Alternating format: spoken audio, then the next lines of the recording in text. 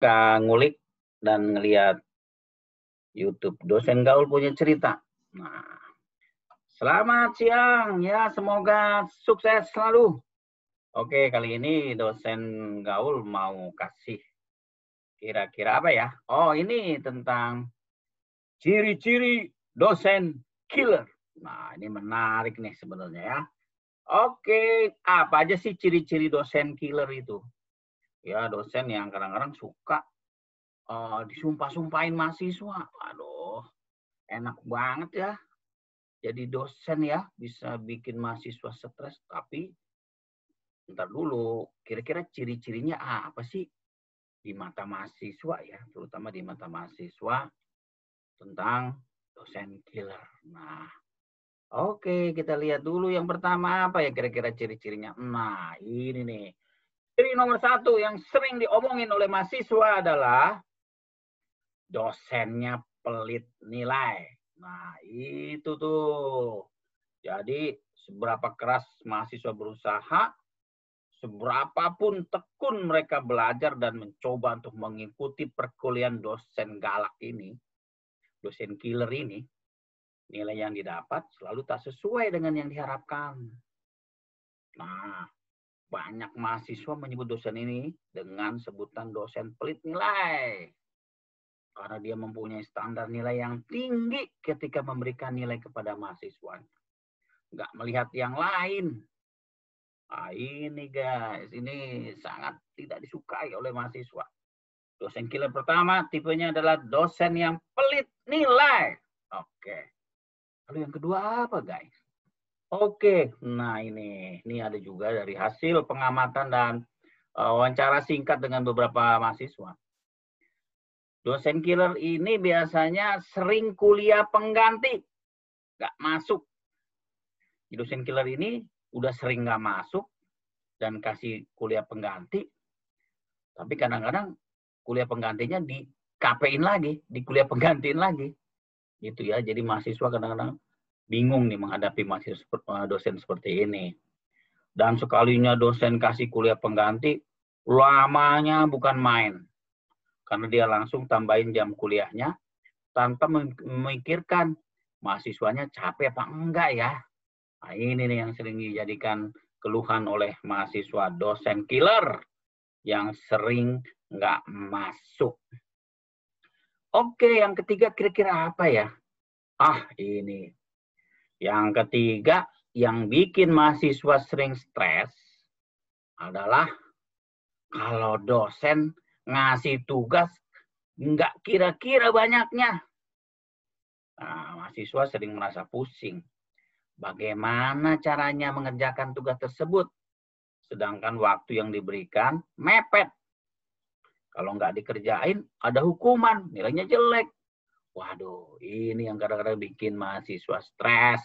Dosen killer yang bikin mahasiswa stres. Karena kasih tugas nggak kira-kira banyaknya. Oke, yang keempat. Nah, ini dosen-dosen yang sangat kaku. Dosen killer yang terlalu kaku pada aturan. Terlalu kaku memegang aturan dan kurang peka pada kebutuhan mahasiswa. Mahasiswa tidak diizinkan untuk datang terlambat walaupun hanya 1 menit keterlambatan. Dosen ini tidak menoleransi keterlambatan yang dilakukan oleh mahasiswa. Ya, dia harus absen ya, dan kadang-kadang kalau sering kali terlambat akhirnya ya sudah tidak diizinkan masuk ke kelas selama 1 semester berjalan. Gila ya. Ini nih ada dosen-dosen yang kayak gini nih. Terlalu kaku pada aturan ya. Oke. Oke, yang kelima. Nah, ini juga nih sering jadi masalah. Ya. Dosen-dosen yang kalau kasih ujian, tapi yang muncul di ujian nggak ada di buku catatan. Nah, hal inilah yang paling membuat mahasiswa merasa tak suka.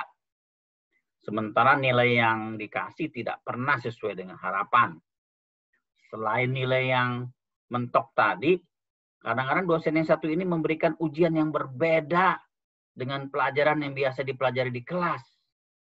Dosen ini kadang-kadang lebih mengutamakan pemahaman mahasiswanya daripada hanya sekedar menghafal teori-teori. Nah, itu nih, ini juga termasuk yang ciri-ciri dosen killer versi mahasiswa yang saya wawancarai. Oke. Sekarang kalau kita bilang nih, dosen galak atau dosen killer ada positifnya nggak sih? Oh, ada. Yang pertama nih ya, fenomena dosen killer ini seringkali bisa membuat mahasiswa itu disiplin. Nggak sembarangan kuliah. Tidak malas. Dan taat aturan.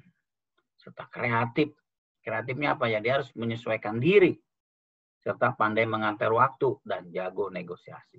Itu positifnya ada dosen galak atau dosen killer. Tapi, nah hati-hati nih. Ada dosen killer yang perlu pikir-pikir nih kalau Anda mau jadi dosen killer. Ya, pertama, ini saya percaya banget. Doa mahasiswa yang tertindas biasanya dikabulkan Tuhan. Makanya hati-hati para dosen killer. Paling enak sih kalau menganggap mahasiswa itu bagi anak sendiri yang perlu dibina, diarahkan, dan disayangi. Jangan terlalu kaku dan keras terhadap mahasiswa. Jangan terlalu pelit nilai dan kasih tugas yang terlalu berat dan banyak. Ingatlah saudara, nggak enak kan kalau setiap semester disumpah-sumpahin mahasiswa atau didoain mahasiswa biar kecelakaan. Aduh, kasihan banget nih dosen killer kayak gitu. Oke, nah itu saja dari saya. Oke, selamat bekerja. Semoga jangan jadi dosen killer ya. Hati-hati dosen killer. Nah, ini berikutnya ada beberapa curhat dari mahasiswa dan ada dosen senior yang ngomong. Siapa ya? Kita tunggu dulu. Oke, untuk itu kita akhiri dulu ya.